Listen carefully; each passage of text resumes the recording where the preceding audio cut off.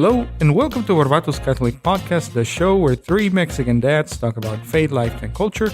We are your hosts, Gustavo, Ivan, and Walter, and today we are going to talk about Holy Week. But first, a word from our sponsor.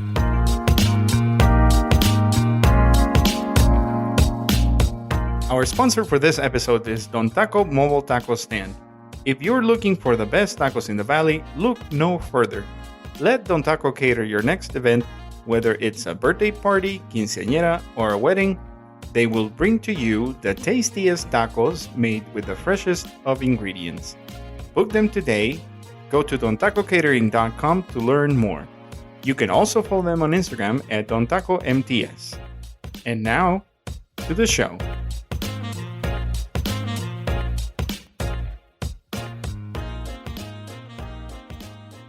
Okay. Yesterday, tell him what you did. because on Sundays we get to relax and discipline during Exodus 90. I usually do sweets because I'm a sweets guy. or Sweet Tooth. Yeah, sweet guy. Tooth. But I caught a lot of grief from Gustavo and Ivan because I hadn't watched The Return of the King. So my homework for the week was to watch The Return of the King. And it did not disappoint. Heaven rejoiced when you Heaven watched that movie. I still have questions though. Tell me. I took some notes and I already shared these notes with you, but we didn't discuss it. So it is Return of the King. It is the third movie and they are still not in Mordor. You remember what I said? It was like Fellowship of the Ring is like, they don't even get close. And I was like, are you kidding me? That I forgot about They're it. close. They're close. They're like at the doorstep. Well, of yeah, because Mordor. they go to the Black Gates and then Gollum is Technically, like, it's Mordor. yeah, I guess you're right. It's Mordor. Okay. They're not to Mount Doom yet. Exactly. So Mordor is the land. Yeah. Okay. Mount No, I get- Doom is Okay. the So then I'm wrong. I stand corrected. pretty much. We still love you. So I do remember that the story about Smeagol getting the ring, that is in Fellowship of the Ring, but Peter Jackson just rearranged that little bit of story in What do you the mean? Return of the. I remember that from Fellowship of the Ring, how Smeagol got the ring when he was, because it was his birthday and he was fishing Well, they touch on it on the Fellowship of the Ring. They as did. well. In the beginning, they just say how the ring came to Bilbo. But then Peter Jackson kind of, put that back into The Return of the King as the intro to the movie. Which It kind of is- shows you the transformation of Smeagol into Gollum Yeah. through that Mhm. action. And it also brings it into context how Deagle found the ring at the bottom of the river where the falling king had lost it, right? After he was like, Isildur. Isildur Mhm. was made like a shish kebab with like a bunch of arrows in his back. And that's where he laid to rest. And then the river caught the ring. And that's where it lay dormant for I don't know how many thousand. That's what the years. homie got. He's like, I don't want to throw it in the fire. I'm going to keep it. Boom, you did. Deagle finds the ring. Smeagol kills Deagle.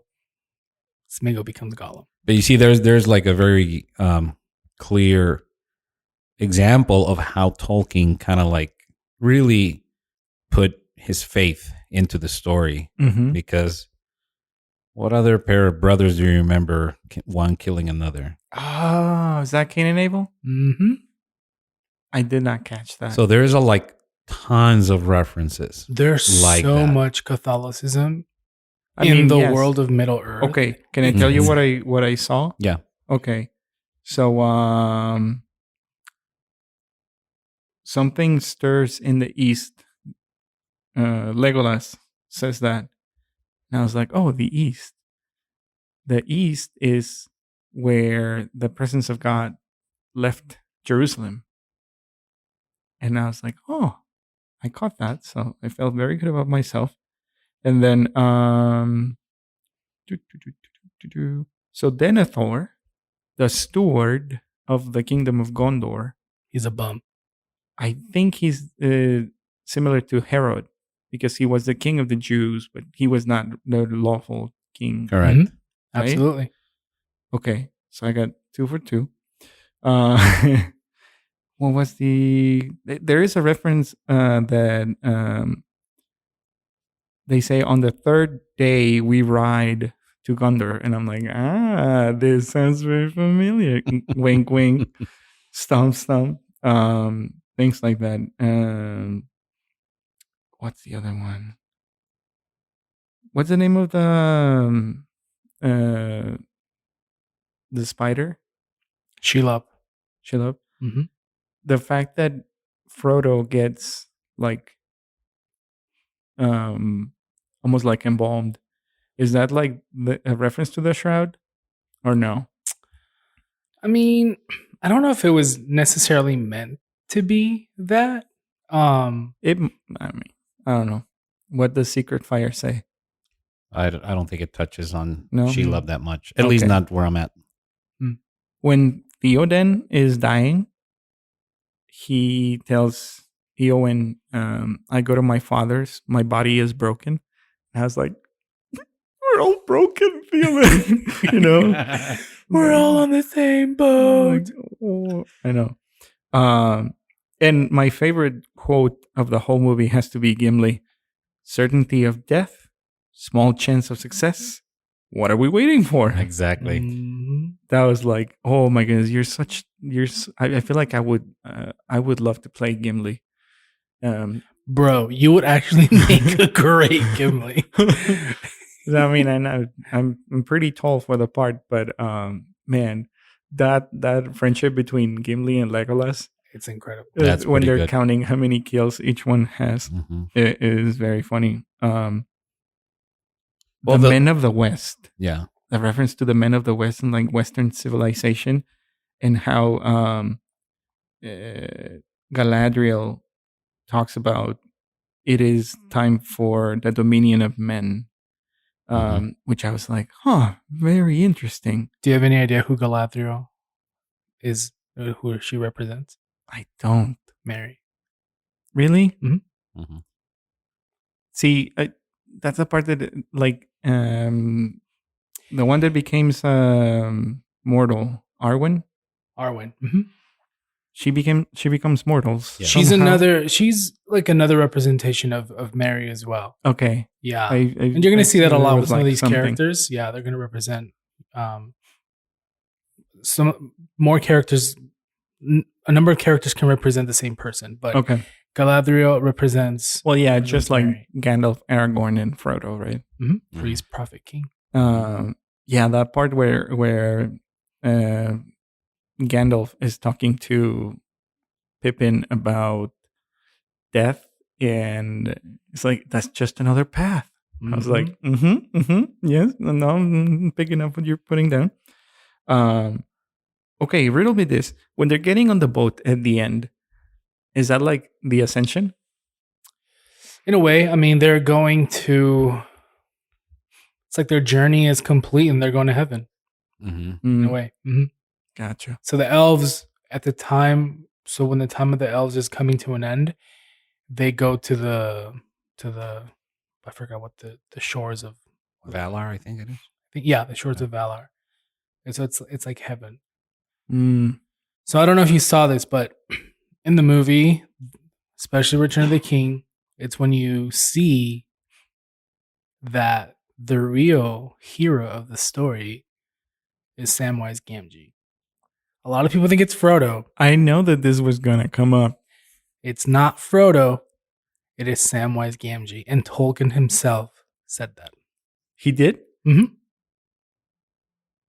I have like a love-hate relationship with Sam. Oh my gosh, bro, he's my guy. I know that he is your guy. Sam is my guy.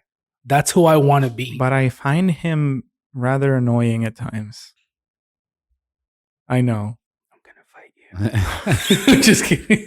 Well, Sam is taking his headphones off right now. Sam is another one of those like Catholicism injected characters, because he resembles Simon Zyrene as he carries Frodo. Pretty much, he says, "I can't carry the ring, but I can carry you, Mr. Frodo," and he like pulls him on his back because the ring is another foreshadowing of like that, not foreshadowing, but like another example of how heavy the cross was, right? Yeah. And that's what debilitates Frodo, since he gets the ring all the way when he gets to Mount Doom, and Mount Doom he's pretty much done. He can't walk anymore. Hence, Sam carrying him the rest of the way. So again, another reference to how I Tolkien did kind of like injected Catholicism into catch this. that, yeah. Frodo does say it is done Mhm. when he destroys the ring. It's done. Well, he doesn't destroy the ring Well, because if there's a fight right at the end, yeah, that's true. and then it's like an, the it's way an that accident. Smeagol Yeah, it's an accident Also- essentially that Gollum just keeps the ring and falls with it because Frodo wasn't ready to give it up. Mm-mm. when I saw that, I thought of like the wages of sin is death. Mhm. Mm-hmm. And just like how Gollum was so happy that he had the ring again, only to Even while he was burning right? in the lava, he had like the smile on his face because he finally had That was so his disturbing. precious. Isn't that crazy? Who is he speaks in the royal we? So who's the other person? So it's Smeagol and Gollum. Uh-huh. So Smeagol, That's the we. Mhm. That's a we. Yeah. Okay. So Smeagol, he was Smeagol before, The Hobbit. and then he almost like this other part took over him, and he became Gollum. Mm-hmm. So like as you can see, I think that the scene in the Two Towers Mhm. where he's going back and forth, Mm-hmm. Mm-hmm. like I hate you. I can't do the Gollum Yeah. voice. I wish I could, but I can't do it. Well, he's talking back and forth, and he's like, "Go away and never return," and then Gollum goes away, and then he just becomes Smeagol. But then ultimately, Gollum comes back. Yeah. So I like kinda it when a he calls possession. Sam the fat one. Dude, I was gonna say that. That fat one doesn't know. Stupid fat hobbit. It's always watching. We're terrible at the Gollum voice. Exactly. Also, how Eowyn's broken heart. I was like, girl, he's just not that into you. Do you know who she ends up with? Do you know? Faramir, Mm-hmm. they don't go over that. Mm-mm. That's in the Extended extended edition, but in the book. Mm. And Which, by the way, like, how does he not die? Faramir. But anyways, dude, we he's can, Yeah, we are getting like a little. 12 minutes into. as you can tell, I like to talk about Tolkien a lot. This could be a whole episode. We're just scratching the surface. But, this is very apropos of what we are talking about today because we will most likely break down this Holy Week episode into volume 1 and volume 2. And then we'll have extended editions of it. Because it's only right. That is funny. That was a good one. But okay, when does Lent ends? Are you asking, or are you? Yeah, Is it rhetorical, or Palm Sunday is still part of Lent, right? It's part of. it's a good question? I think it's still part of Lent. Like the last day of Lent is Holy Wednesday, but we'll talk about that. But let's just consider part of the Holy Week celebrations Palm Sunday. And Palm Sunday is also known as Passion of the Lord Sunday. During that gospel reading in that mass is when we hear Mark 11:110 or John 12 through the 16 or 37, and then the actual Passion, I think it's Mark 14:1, 15 to 47, or 15:1 through 39, which is pretty much the whole account of the Passion of the Christ. And you have a narrator. The priest usually does the parts of Jesus, and then the congregation does the whatever it is, the part of the Israelites or the Pharisees or whoever was condemning Jesus. So it's like really, really powerful because it's the reminder of what's going to happen.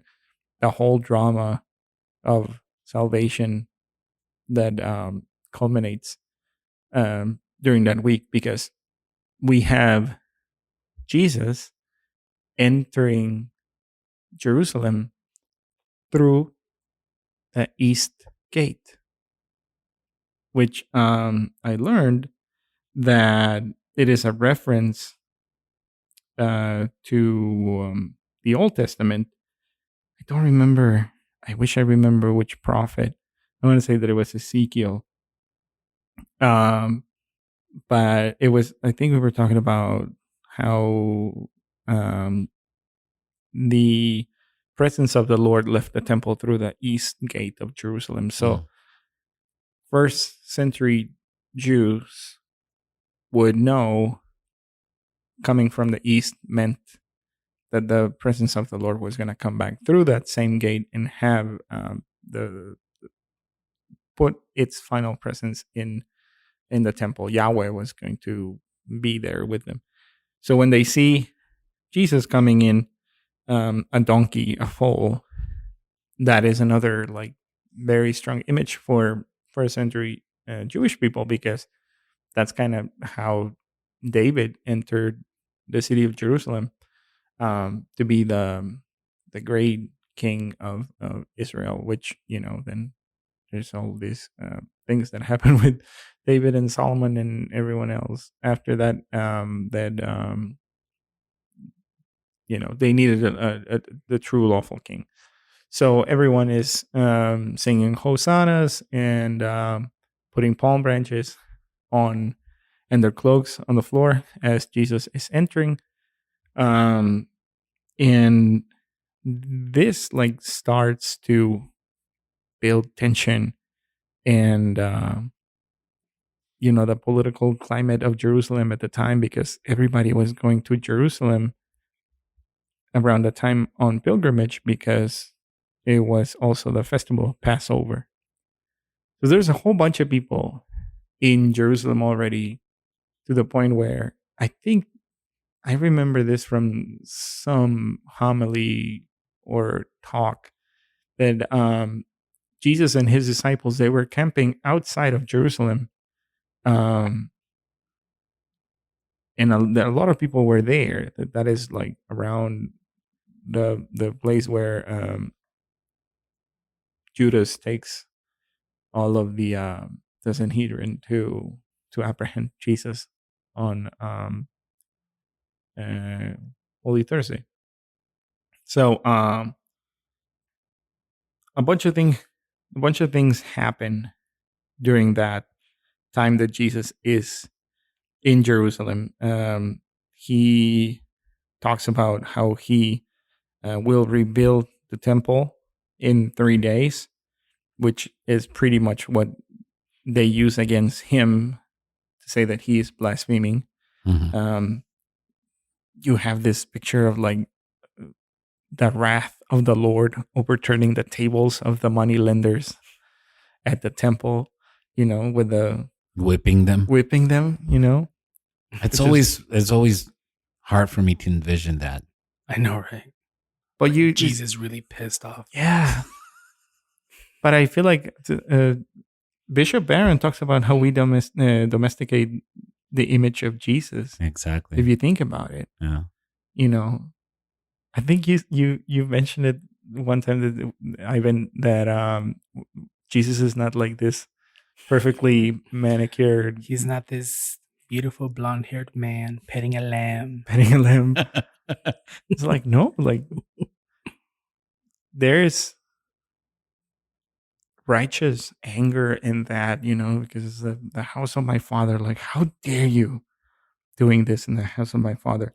And he was like, from again talks and documentaries that I've seen, he was like a tall person for that time, and he was like a carpenter. So he was. And we'll touch maybe a little bit about this in the next episode, but to carry a cross that big, Yeah. he was not a skinny guy. That's what I'm Yeah. trying to get at. And he was a carpenter. He was a carpenter. He worked with his hands. Exactly. Like, So he was like, again, he was intimidating already, right? Yep. And not only he was very loving and caring and charismatic, obviously, but that's maybe why it's hard for me to envision him whipping people like out of the temple and turning around tables like a madman. like you must have done something real bad if you pissed off Jesus this much.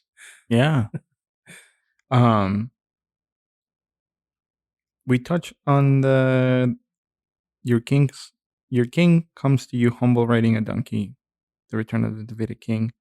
And you know one thing that I didn't notice about what Pilate puts on top of the cross.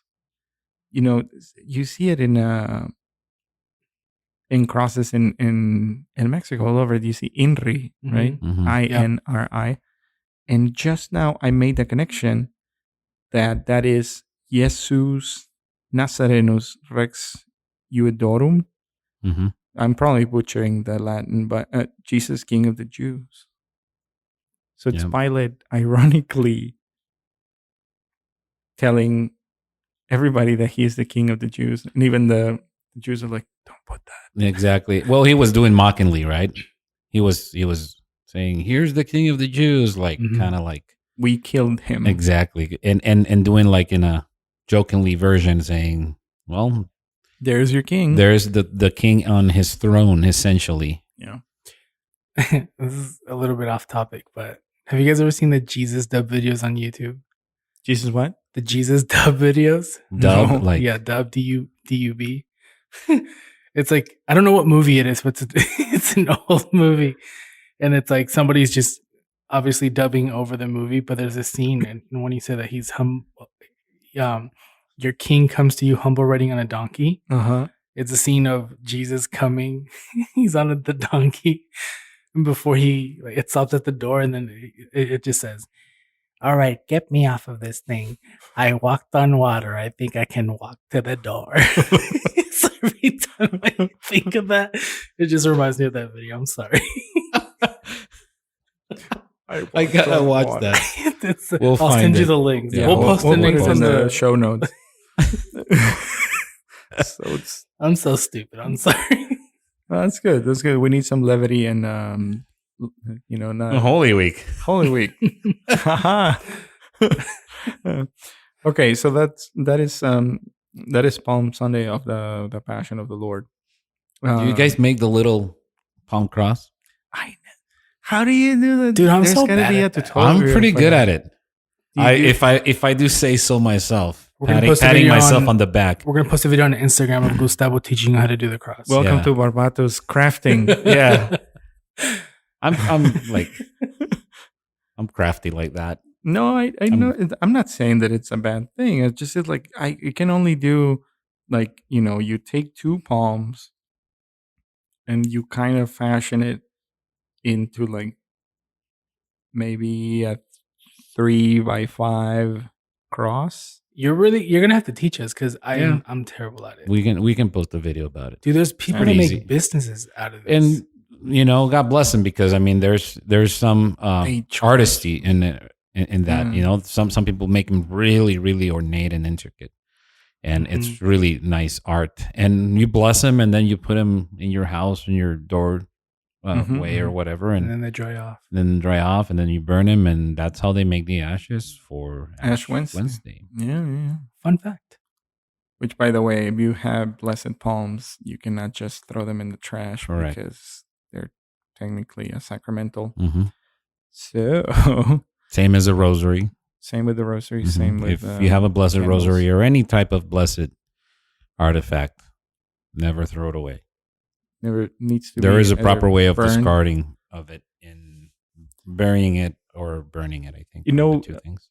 On Pia's baptism, I was talking to Jean, that handles all the baptisms at St. Joan of Arc. Do you know what they do with the Paschal candles Mm-mm. after every year?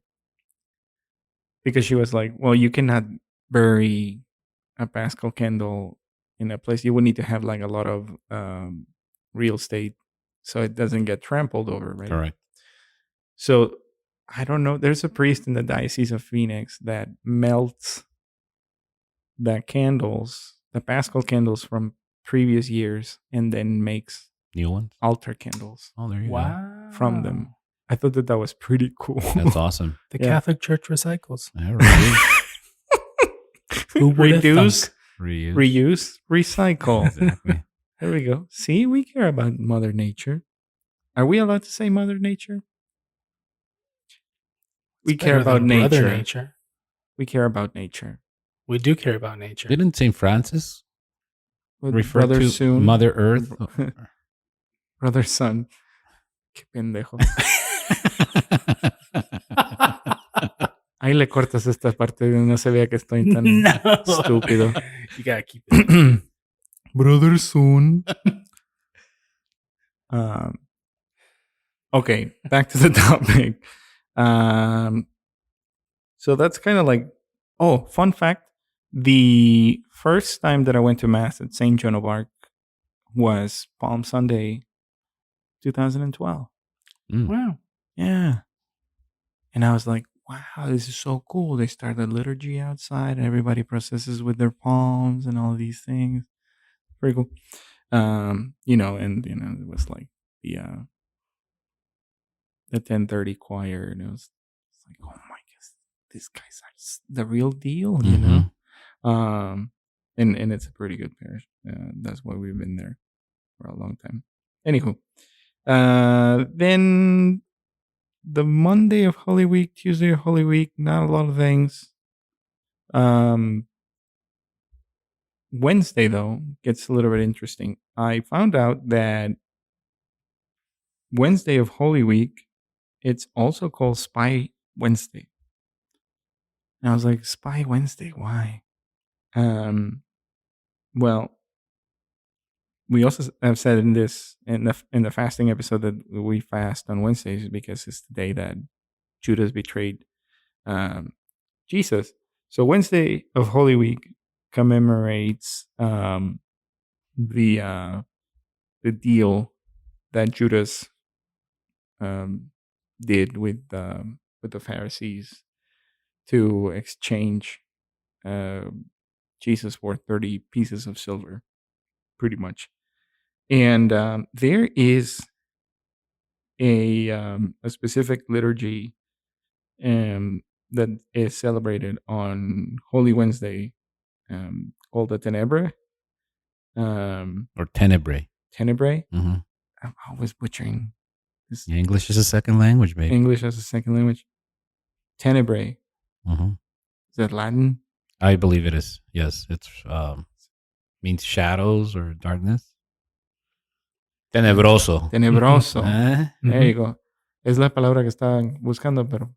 Anyways, you've been to that, right? I have, yeah. Father At St. Cruz John. did Mhm. that. Shout out to Father Cruz. Yeah, Father Cruz did a great job of instituting or introducing several, I don't want to say forgotten, but like not usually practiced liturgies. Like my first Ad Orientem Mass was because of Father Cruz. Yeah, It he was did do that. pretty awesome. Okay, so did he do the it's not a mass, right? It's a No, liturgy. it's a liturgy. It's like they do hymns.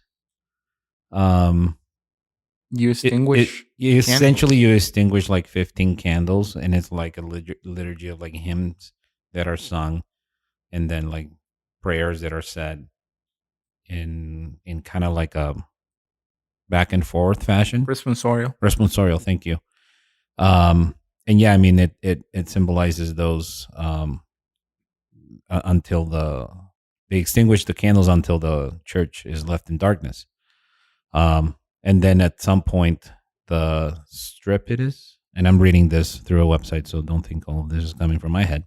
They do I'm like a just not super that smart. loud noise, right? Yeah, so the super loud noise is you would typically bang like a hymnal on the pew, or like stomping your feet. to simulate like the earthquake when the earth quaked. I thought after it was Christ the tomb. I thought it was the tomb closing on Jesus. That's kind of what I found Oh, out. The fact that okay. it was like that moment when the earth shook after Christ died. Interesting. Yeah. So yeah, it goes through Holy Thursday, Good Friday, and Holy Saturday, I believe. You can celebrate it on those days, or just Spy Wednesday. Mm-hmm. So I don't know what I think it's in like religious orders they might celebrate it throughout those 3 days during Holy Week, because you can do it in one of the hours of Liturgy of the Hours, I believe. I don't remember exactly which one. If you are religious, and you do celebrate this liturgy, please let us know. Mm-hmm.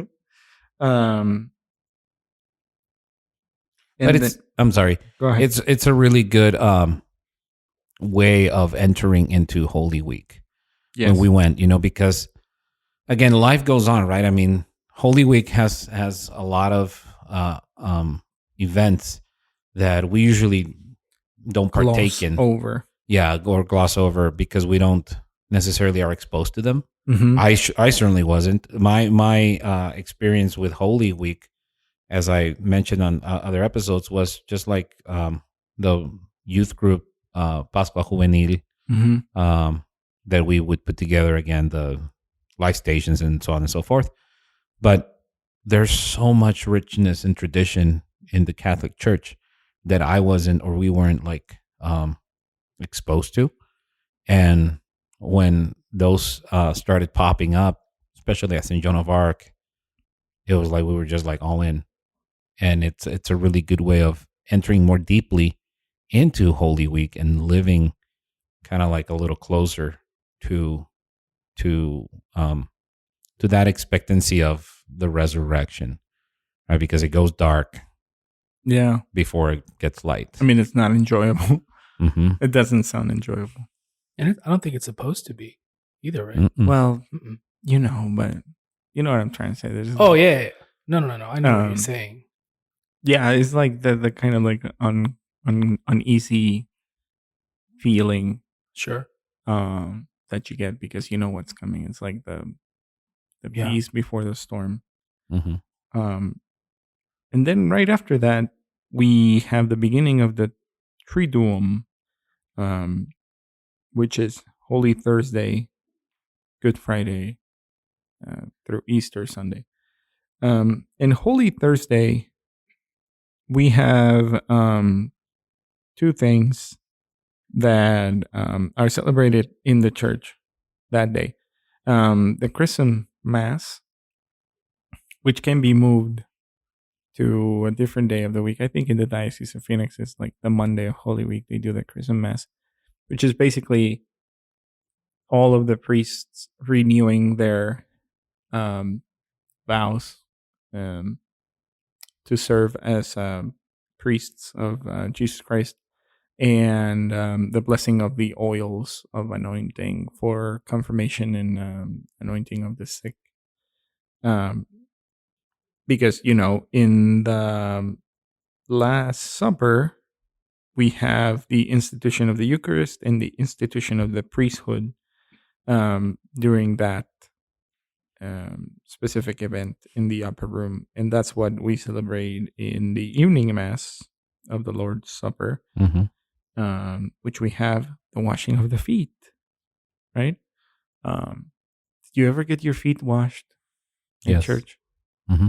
Like my grandma would always be like, "Ándale, ve con el padre para que te laven los pies." I was like, "No, grandma, I don't want to. My feet stink. Yeah. See? Who's twins now? So yeah, I think that is a pretty good tradition that you can also do at home. I don't know if you guys have done that, but we try to do that now that the kids understand, like, well, it's kind of fun for them to play with water in the living room. Any day. Any day, really. Yeah. So any excuse to play with water is it's always fun and well received in this house.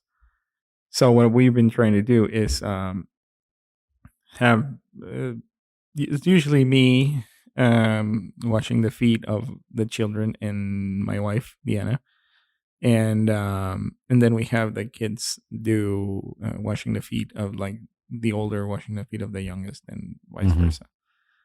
Always in that idea of being of service to others.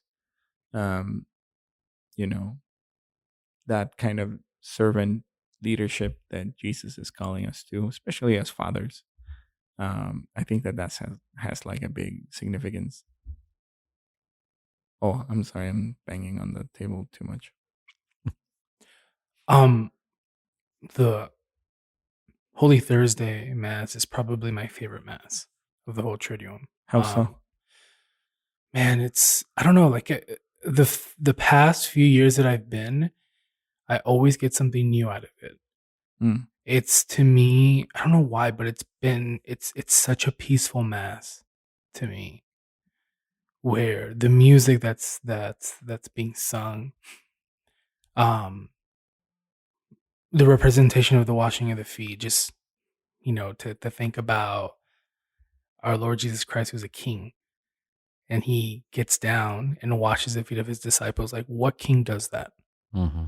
What king in high power stoops so low to wash his disciples' feet that are dirty, that all of the above? Like, who would do that? Which was the task of like the servants, like the lowest of the low, right? Exactly. Well, that's why Peter was like against it, right? Like, no, ¿Cómo crees?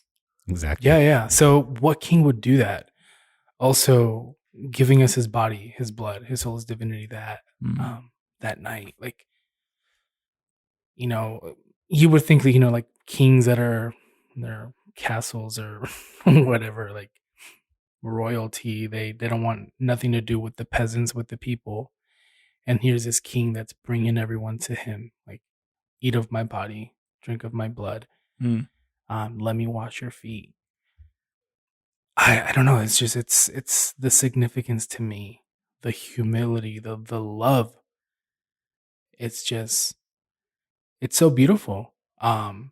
So I love Holy Thursday. And then after that, the altar of repose, walking, processing together at St. John of Arc when we go into the hall. Man, it's just, I always remember the scene in Passion of the Christ when after he's captured, they beat him up, and then they put him in a cell, and then Mary like goes and she kind of like senses where he's at, and she like puts her ear to the ground, and then like he looks up. The camera's going down, and then you can see Jesus just looking up. That's I don't know, beautiful. just I always think of that when I'm when I'm there. I feel like I'm with Jesus in that moment. Like he's been abandoned, he's been beat up, he's by himself. Lord, let me spend time with you. Like, I haven't left you. St. John Paul II had that he could sense where Jesus was. Oh, dude, I have a cool story about that. Yeah. Is it the Jason Everett story? Yeah, I think I read that. Yeah, book I read it in the book. like, St. John Paul the Great. Don't tell him where the where the Blessed Sacrament is, because he's going to throw off the schedule. That's perfect. Is that the one with the dogs? No. Okay. He just walked by a hall and he's like, "What's behind that door?" Yeah, he stopped. Yeah, he just stopped and he turned away, and I think he says like nah. He just told like the bishop wagging his fingers like, you cannot keep this from me. I'll be right back. That right back was about a 2-hour delay in his whole schedule. There's another one that's similar where I don't know if it was it's St. Patrick's Cathedral in New York that he went to go visit. I don't know where it was, but he went to go visit. But before he can actually go in there, it's almost like the Secret Service. They have to go in and scope out the place. Well, some of the I don't know if it was the security had dogs with them, just if there was like a bomb or something. And when they got to the tabernacle, the dogs started going crazy. Like they could sense somebody there, and they were just barking at the at the tabernacle because, like, like dogs There's can. someone there. Yeah, there's someone there. Like even dogs Mm-hmm. can sense the presence of our Lord, which is Yeah, it's insane. You know what I've been? This is off topic, but I think it's worth mentioning. I realized that the first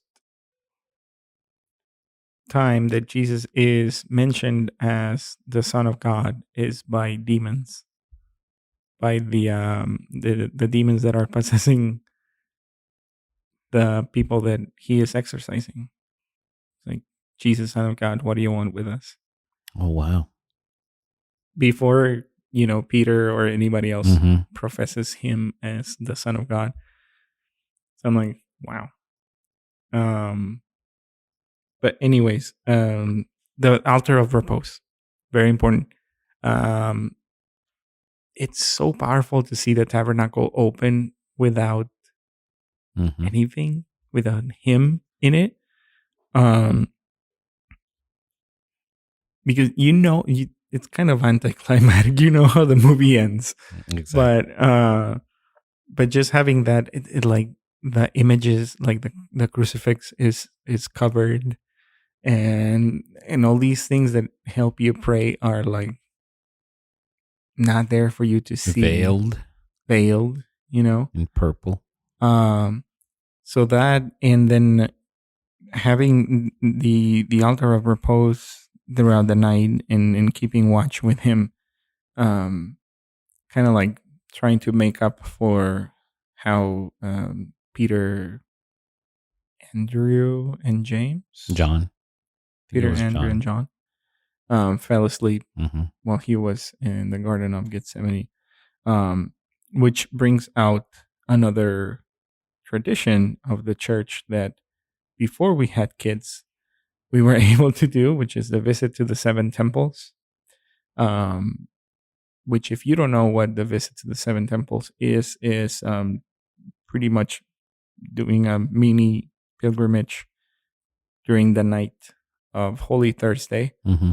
to commemorate the seven places that Jesus was taken, the Last Supper, between the Last Supper and his crucifixion. So, just to briefly mention those, the first place would be the Jesus in the Garden of Gethsemane.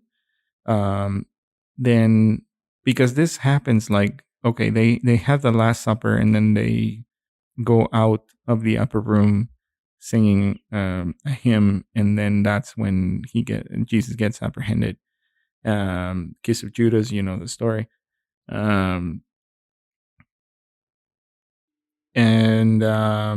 Well, actually, Gethsemane is right before he gets apprehended. Has to be, right? Then he gets bound and taken before Annas. And then Annas is like, take him to the high priest, Caiaphas. And then Caiaphas, from there he goes, it's taken to Pilate for the first time. Pilate is like, take it to Herod. Herod is the king of the Jews. Then Herod is like, take him back to Pilate. And so he goes back, and then he's given the crown of thorns and led to his crucifixion. So those are like the seven different places that we commemorate by doing the visitation to the seven churches, which happened all throughout the night of Holy Thursday. Which I was like, growing up, I always thought about, it's like, why the seven temples? I don't get it. But now that you think about it, it's like, this is like the pre Via Crucis kind of thing. And seven is like a significant number for the Jewish or the Hebrew culture. It's the perfect number. All these things. I'm like, kind of makes sense. Have you ever done visitation to the seven temples? I've never heard about it until Really? right now. Yeah. Oh, I thought like it was a super Mexican thing. Just Monterrey. No, I mean, I think I've done it before. I